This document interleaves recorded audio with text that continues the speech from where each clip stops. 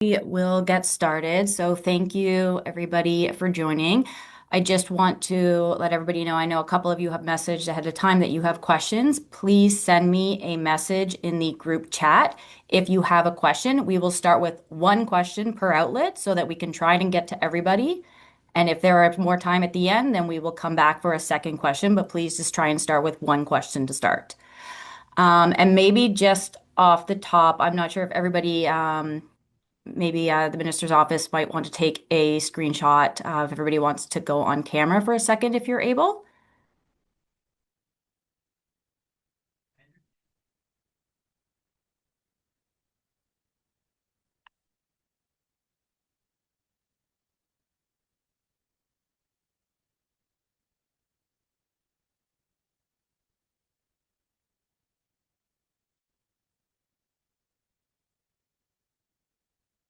Um, okay. Thanks, everybody. Okay, I think that we can get started, and I'll just start with Minister McGregor. Thank you for that, Shannon. Good afternoon, everybody. Thanks for joining us here today. We're very excited to be having the Minister of Finance, Peter Bethlenfalvy, here with us this afternoon to tell you about the budget and answer your questions on it. As you know, we're in a pivotal moment for Ontario where we've got to be protecting our economy and ensuring that we've got growth for not only today, but for future generations. The minister has put together a very thoughtful strategy in order to do this. He's tabled it in front of the legislature recently, and wanted to share it with you. As you guys know, our government, the Ford government's committed to making sure that we give you direct access to the ministers in our government. We want you to be able to ask questions of them directly, give you every bit of information that you need in order to communicate with the communities that you serve. We take the role of our cultural media very, very seriously, and we want to give you the best service that we possibly can. And I know the minister does as well, which is why he was so keen to be here with you so soon after tabling his budget. So it's a very exciting time, and I'll turn it over to none other than my dear friend, the Honorable Peter Bethlenfalvy. Take it away, Minister. Well, thank you very much, Minister McGregor, for that very kind introduction. Thank you, Shannon, again for moderating this. This is my sixth budget, so I think this is probably my sixth time doing the ethnic media outreach. I'm very grateful for the opportunity, and of course, this is a significant time in the world uh, for all of us here in Ontario, here in Canada. You know, these events that were happening in the global sphere have now reached our shores. The impact of clearly global conflict, tariff related impacts, slowdown in the global economy. We're not immune here in Ontario from these events. And that's why our plan to protect Ontario is so critical at this time. The budget focuses very much on not raising taxes, in fact, lowering taxes, like small business taxes, which will help 375,000 businesses. The HST rebate, the full 13% on new purchases of new builds, new homes for the next year, which will help affordability, which will help stimulate the industry to create more construction jobs and a boost to our GDP of some $2.7 billion. So these are some of the things that in this environment, reducing taxes, we've made a conscious decision to continue to invest actively and historically in our healthcare system and our education system, in our social services. So that's a hallmark of this budget as well. And we continue to lean in on those things that don't require anything but our own creativity and drive to boost our economy. Things like interprovincial free trade, cutting red tape and regulations, one project, one process for faster permitting in the province to get more of our critical minerals out of the ground. Some of the minerals that we have that the rest of the world wants here in Ontario. Boosting our energy platform by investing in our nuclear industry, our hydro, our renewables, and of course, gas as an insurance policy. And of course, investing in technology, our artificial intelligence advantage, our advantage in life sciences, advanced manufacturing. And then finally, continuing to make significant investments in our education system, including $6.4 billion for our post-secondary education system to make sure that our colleges and universities are sustainable and available to continue offering world-class education to our students here in Ontario. And finally, our retraining and reskilling, we invested billions on making sure that every worker in Ontario has the opportunity to have the right skills, to have the right training necessary for all the great jobs that we have in Ontario. So that's what this budget is about. All done with a fiscal eye on responsibility and a path to balance. I'll point out that we have one of the lowest deficits relative to GDP in the country, that our metrics are all very positive, our debt metrics. And in the last 2 years, we've received 2 credit rating upgrades. Very few jurisdictions have received any form of credit upgrades. In fact, many of our other provinces have received credit downgrades. And I'd also point out that most of the debt that we are incurring is to build record-breaking infrastructure in this province, $210 billion over the next 10 years, building highways, building transit, public transit, building hospitals, building long-term care, building schools, building broadband, and beyond. So that's what this budget's about. And with that, concluding my remarks, I'll pass it back to Shannon. Okay, thank you. So for first question, I'm going to start with Nitin. Thank you, Shannon. Hello, Minister. Good afternoon. Uh, Minister, how will the government return to a balanced budget by 2028-29 without cutting the essential services, given the fact that current 13.8 billion deficit and rising debt interest costs? Yeah, Nitin, it's always good to see you, and thank you for that question. First off, I would say that our interest costs are somewhat driven by primarily rising interest rates, which we have no influence over. The global markets, interest rates have gotten higher, so that's a big reason for it. Secondly, I would say that what the credit rating agencies look at is interest expense over revenues, and we have some of the lowest interest expense to revenues in the country, and we're well within our target that we set in the budget at 7.5 cents on the dollar. So I believe we got as low as 5.5, and we continue to be below 7.5 cents. And I would say, thirdly, the majority of our borrowing, as I just said, is not for deficits, it's for infrastructure. That, investing in a hospital, for example, that hospital is going to be around for 50 or 75 years. That subway is going to be around for 100 years. And yet we borrow all of it up front to build the thing. So that is good productive assets. That's the good use of debt. And we're doing it in a very measured and responsible way. Okay, thank you. Next, I will go to Shazia at EOAS. Shazia, just unmute, please. Yes, thank you very much for the opportunity, and so good to see you, Minister, over here. I saw the budget, and you guys have done a brilliant job for the small businesses and removing HST for the home buyers. However, my concern is that this tariff war is still going on with the U.S., and it has actually created a lot of problems for not only the provincial but the federal governments for balancing their budgets because of the loss of business in the country. So how do you intend to, take care of that? Are you, signing some deals with some other countries, with the European Union, with, for example, now Pakistan has become a very important country, with Pakistan, with China, with Japan, Korea, other countries. So how will these things are unfolding in the days to come? Or maybe you think that Kuzma will be signed and things will get better. Well, thank you for that question, Shazia. And I think that's a great question. First off, let me start by saying that I think, we have all the ingredients to boost our economy here in Ontario. If you think about the critical minerals we have, they exist here in Ontario. The world wants these critical minerals. They wish they were in their grounds. We have them right here in Ontario. And we have a plan through the Ring of Fire, through faster permitting and raising capital in Ontario to mine those critical minerals and to do it with the great labor force that we have. Energy is another area where we are looking to invest not only in refurbishing our nuclear fleet, but also building small modular reactors and large-scale nuclear reactors.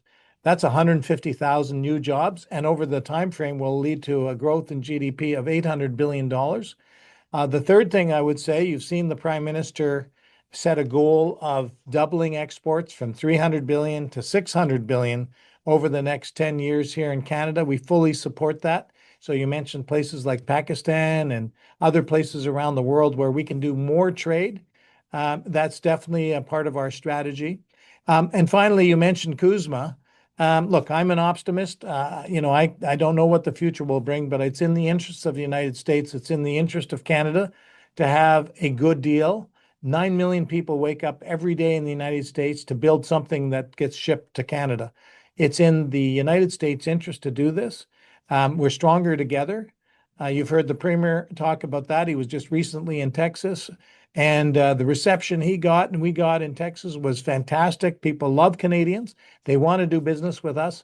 So I'm an optimist, and I fully support the federal government as they negotiate what I expect to be a really good deal for both Canada and the US. Okay, perfect. Thank you. So next I'm going to go to Bill with Greca TV. Thank you, Minister, for addressing the ethnic media. We truly appreciate you and all the cabinet, really, for treating us in the same way as the mainstream media. We truly appreciate that. My question to you is that this is a deficit budget. Quite clearly, you've indicated that. But what it's really encouraging is that while you're spending a lot of money, you managed not to reduce the taxes. And of course, that creates a postponement of balancing the budget to later years. The opposition calls it mismanagement of economy. So my question is, how do you plan to generate revenue? Yeah, great question, Bill. Thank you for that question. First off, I would point out that our path to balance is delayed by 1 year. So in the environment that we're in, with the tariff environment, the economic environment, and now the global conflict and affecting the price of gas and other commodities, this is the world we're in. So we're dealing with the reality. I would point out that Ontario has one of the fastest paths to balance in Canada. Canada, in their 5-year plan, never balances. Quebec balances in 4 years. All the other provinces, with the exception of Manitoba and Saskatchewan, don't have a balanced plan. So we have one of the fastest path to balances in all of Canada. How are we going to get there? In a couple of ways. First off, there's different ways you can get there. You can raise taxes. I'm not going to raise taxes. In fact, we've signaled that we're cutting taxes. We're cutting small business tax. We're cutting the HST for 1 year. That's 13% on a new house, new build, new condo, new townhouse. If you buy a property for $1 million, that's $130,000 rebate that you'll get over the next year if you buy in the next year. So we're cutting taxes, not raising taxes. Now you can cut spending too. Now we think there's a lot of waste, so we're always going to attack waste and find efficiencies and be smart about the money that we're investing. But I'm not going to cut spending and investments in healthcare or education and social services. I think that's short-sighted to cut that spending. So that's not part of our strategy. And thirdly, you've got to grow your economy is one way to balance your budget. Now, I've said that our economy is softer, not because of anything we've done in Ontario, but because of global forces and the tariff impacts south of the border. But let me say this, we're going up the ranks in terms of productivity. We're getting more out of our workers. We're getting more per hour of work, and based on the capital invested, we've moved up the ranks, and we continue to, and that's because we continue to set the conditions for economic growth. Lower taxes, lower regulation, faster permitting, investing in workers, retraining workers, reskilling workers, supporting workers, focused on our education system so there's a good talent base of skilled trades, of social workers, healthcare workers, engineers, scientists. We have an advantage in Ontario with a world-class education system. People from around the world, as you know, want to come study here. And by the way, the federal government controls how many people from around the world can study here. So that's up to them, and we're impacted that way. But all these things add up to one thing, a stronger economy. And so our view is grow the economy, create the conditions for good jobs, good paying jobs, sustainable jobs, whether it's energy, critical minerals.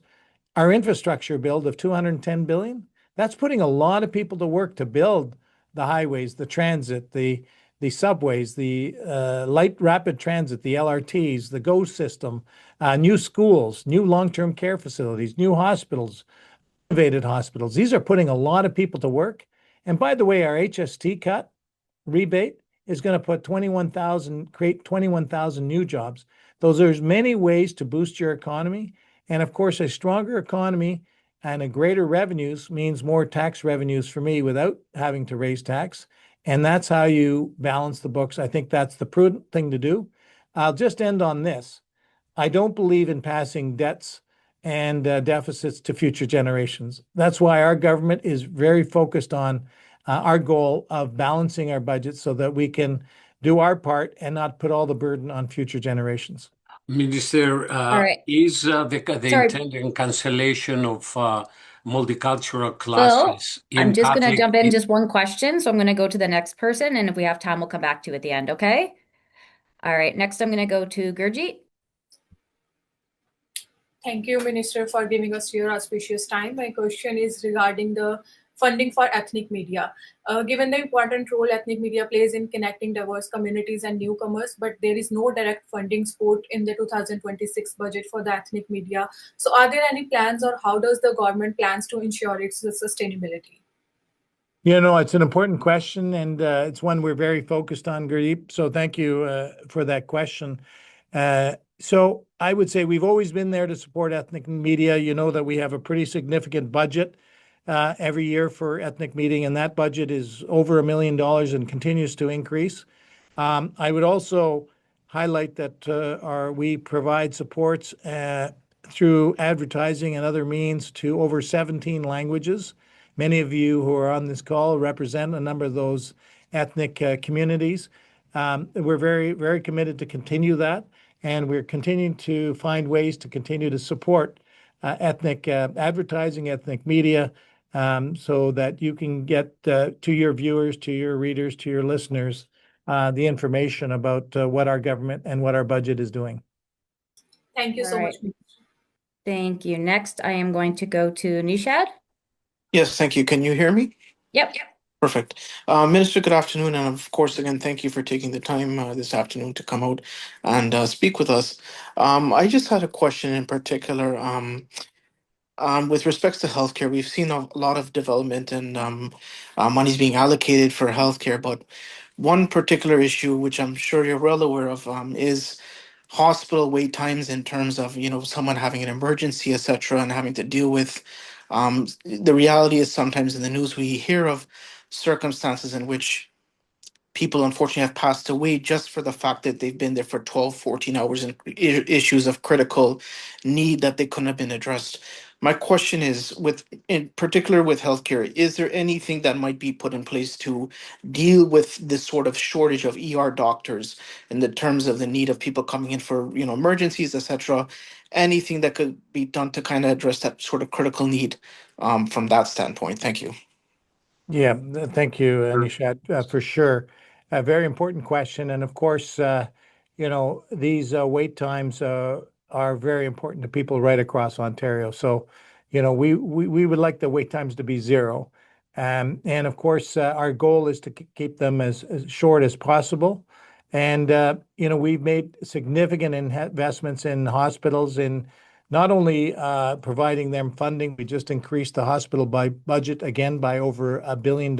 It's increased by 55% since we took government. So significant funds have flowed to hospitals to work on things like emergency wait times. It continues to be a goal. We've made progress, significant progress on that. I had the opportunity to go visit a hospital last week, And I was very impressed how they put the wait times on the screen in the emergency room, and it was 2 hours and 45 minutes. Every hospital in Ontario, all 144, are striving to provide, and they continue to provide world-class healthcare. And I would put up the Ontario healthcare system, including our hospitals, with any healthcare system on the planet. Is there always room for to do better? Absolutely, and that's why our Minister of Health, who's doing a fantastic job, is making sure that all these areas, not just acute care in our hospitals, but also primary care, a $3.4 billion investment in primary care. We're leading the country. We'll continue to push to have every person attached to a family doctor. So that strategy and that funding and that plan is going forward.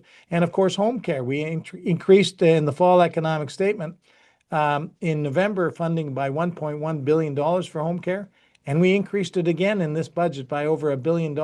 So that's to help people stay out of hospitals where appropriate, to take care of people at home where they want to age at home, and provide the services, the personal support workers, the nurses, and the doctors, the ability to take care of people at home where they want to be taken care of. And the last thing I'll say, with our record $101 billion investment in our healthcare system, I want to make really sure that that $101 billion gets, which is a record, by the way. It was 91 billion last year, so it's increased by over 10 billion. I want to make sure that that money is flowing to the doctors, to the nurses, to the personal support workers, to all the frontline people who take care of all of us, whether it's at a hospital, at a long-term care facility, at home, or in a supportive housing. You know, that's our vision for healthcare. There's always more to do, and you can count on this government to continue to make the investments and continue to focus on continuing to deliver world-class healthcare. Okay, thank you. I was going to go to Anthony next, but I think he's having problems with his mic. So I'll see if he maybe wants to send me that message, and I'll go to Yurij in the meantime. So Yuri? Thank you, Shannon. Dear Minister Peter, it's fantastic that you were so on top of the budget situation and were able to answer the question about advertising with ethnic media. I think it's fantastic that you've allocated $1 million to these 17 languages. What I would like to possibly point out here or ask you if there's a way of changing your procurement process for this, for the distribution of that 1 million, because I saw a lot of advertising over the Easter weekend in my television program, Contact, Ukrainian television across Canada, but just here in Ontario, I'm sure is one of those 17 languages. What I would like to say is that we don't really receive any of that amount to our budget because it goes to the master contract that you may have with Omni. What I'm suggesting is providing or dividing those sums equally, or well, however you divide them, but to book them directly with the programs as opposed to with the station, so that those monies actually reach the individual producers that actually put your programming on their programs. Well, thank you for the question, Yuri. And first off, I just want to say how all Canadians and this Canadian supports the effort in Ukraine, and that support will continue, and it'll be unwavering. So thank you for what you're doing for the community. I think you ask a very good question. Now, I'm not the expert on procurement, but I will reflect everything you've just said. I've taken some notes, and I've got my team with me. So we're gonna take that back to the procurement team, because this is a priority for us. So thank you for sharing your thoughts and concerns on that. Okay, thank you. So next I will go. I'm not sure. Anthony, are you there? Have you been able to get your mic on? Okay, I'm gonna go to Demetrius then. Oh, wait, I see something. Hang on. Anthony? Okay, I guess not. We'll go to Demetrius. Minister, hello. Hello, people, as again. So I have to admit that from now that my question is a little bit tough. But could you please tell us why did you bury in the budget bill a retroactive rewrite of the Freedom of Information Act? Sure, and thank you for the question, Demetrius. That's something as the minister who's in charge of that file has said, and as the premier has answered numerous times, and I'll just be very consistent with them, that they wanted to update the laws. First principle was to update the law, so it's consistent with the federal government, with some of the other provinces. The second point is that the law was put in place in 1998. Sorry, 1988, I believe. No, 98. I'm not sure exact date, but some years ago. So just to make it consistent with the time frame, the Privacy Act was put together, and I'm modernizing it. And thirdly, I would just say this: the Westminster model of cabinet confidentiality is a fundamental principle of Western democracies, one that's worked quite well, and I think that's the one of the fundamental principles of our democracy, just being consistent with other provinces and making sure that we modernize the act. Okay, thank you. So I don't have any new questions, so I'm going to circle back to Nitin for another question. Thank you. Thank you, Shannon. Minister, there was a strategy, buy local, and the Canadian strategy the government had. But is it really effective that buying local? Because what is the alternative to all the government software contracts, which are mostly US based companies? So, any action plan in the future to replace those softwares? And what is the strategy on those?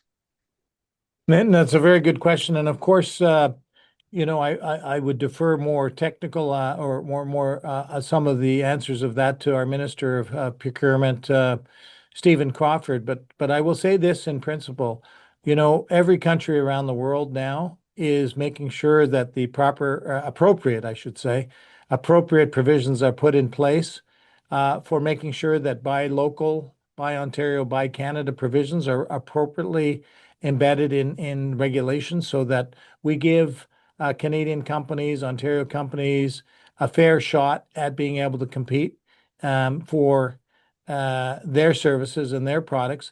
I will say that the previous administration actually put Buy America provisions in their legislation.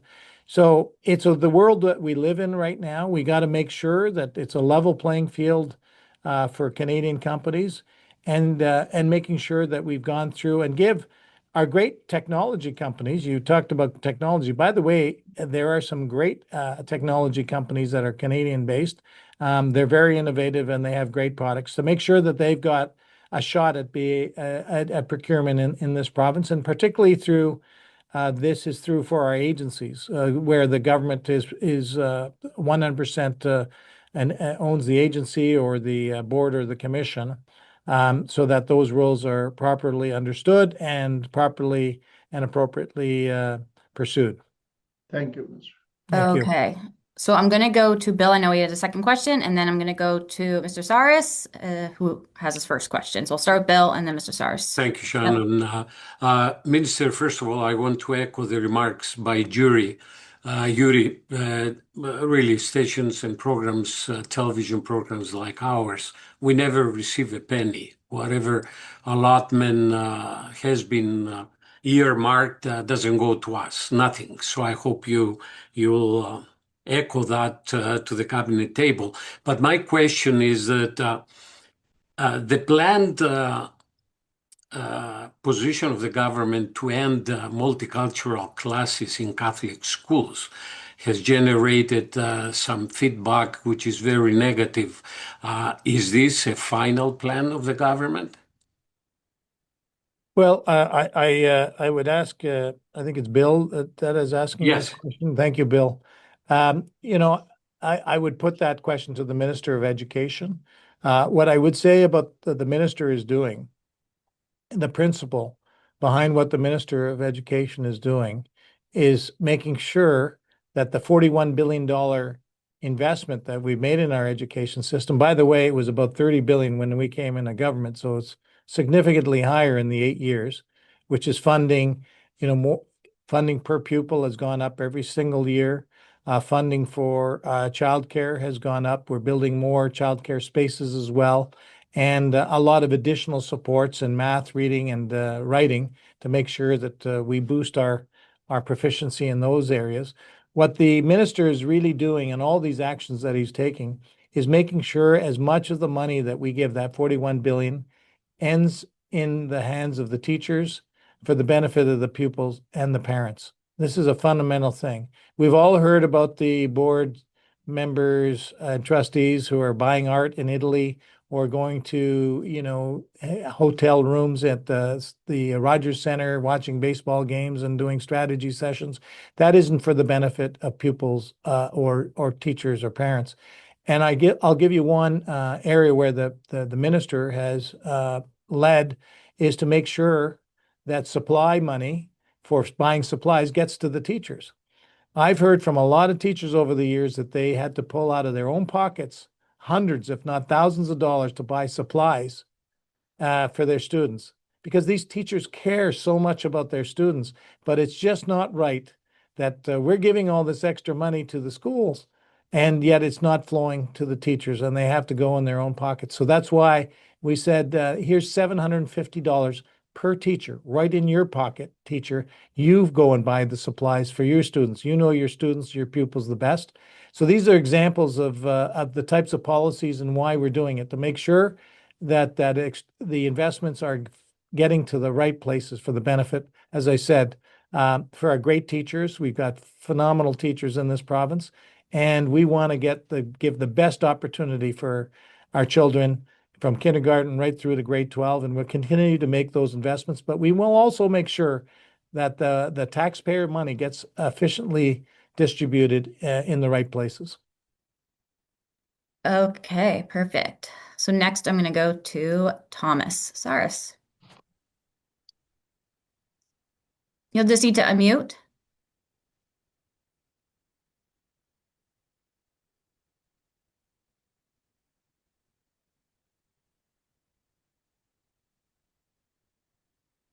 We'll just give him a minute. Thomas, are you able to unmute your? Oh, had it there for a second. There we go. Thank you. We're good. Thank you very much. My apology. No. Even the system is against me. Minister, couple of years now, I'm locked in with the rest of the colleagues during the budget day. And always I have the same question, that the ethnic press, which is a vital part of our society, immigration, we are given billions of dollars to build houses, and I understand that. The people who come to Canada, they want a better life from whatever they had back home. The ethnic press, which is the point of connection between the Canadian culture and the old culture of every community. And it's a very vital, the job they are doing. They don't have any help from the government of Ontario. There are about 178 medium organizations in Ontario that they are serving the various communities, about 199 or 100 communities. Some communities are so small, they don't have even a paper or a radio or TV. Over the period of this government, the government spent about $452 million in advertisement. And last year, for 2025, you spent about $112 million. Sir, this is official, $112 million. Not even a penny went to any one of our members. The last 3 weeks, all the mainstream media, Toronto Star, Globe and Mail, and National Post, were receiving about $100,000 only for every Saturday.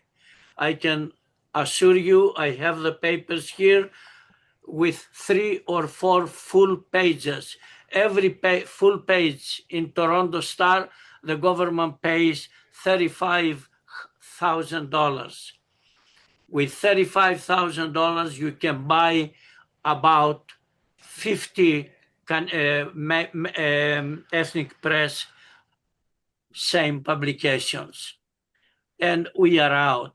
I mean, this is minister, I don't reject anything, but I say that I disagree with that. I mean, we are not second-class citizens. We are Canadians. We have to pay tax. We have to work like everybody else. And we have to do our best for this country to go ahead. But when the matter comes to the country, keeping the country, the administration of the country, of the province, to the ethnic media, I mean, there we have a problem. And I bring that to you for one more time. I brought it last year. I got nothing back, but I hope this time you're going to take care of this matter also. Soon I'm going to meet with the Minister McGregor, and I'm going to discuss that with him as well. Thank you very much for giving your time to hear me. Well, thank you, Thomas, and I appreciate your advocacy, and it's we're listening. I think we'll continue to try to push for more. I'm not going to challenge your numbers, although I think last year I certainly don't think the 400 million number is, that may be an election number because I'm not familiar with that number. But for 25, 26, the majority of the advertising, I think, went to the United States, and obviously the Premier and our team felt very strongly that we had to let the American people know that jobs in Canada were being affected, and jobs in the U.S. were affected. And so getting that message out, and by the way, Americans are great people, so we are going to land, and it is my belief that we are going to land a good deal, and Ottawa and the Prime Minister and his team, they have our full support in doing that. With regard to the share of advertising revenue, I mentioned earlier in a previous answer that I would take that information forward as we do, and we continuously work to increase the amount of budget that's going to ethnic media. I answered previously that significant amounts are going towards ethnic media. We very much support everything you said in terms of the value proposition of ethnic media, and I certainly think that through Graham McGregor, you've got not only a strong MPP but also a very strong cabinet minister who will reflect those views along with myself within our government. So thank you. Yes. Thank you. And I know, Mr. Cyrus, I believe we'll be seeing you tomorrow. So I'll be with Minister McGregor for that meeting. So I look forward to it. So I think this is the last question as far as timing goes. And it's from Marianne at the Greek Press, but her mic is not working. So I will read this for her. It is: the rising voice of Alberta's independence from the rest of the country has risen concerns of internal instability that could affect foreign markets' position in choosing Canada as a partner in trade, especially related to the oil industry. How can you secure that stability, and how can that affect the federal economy? Well, I think thank you for the question. First off, I'm obviously a very proud Canadian patriot.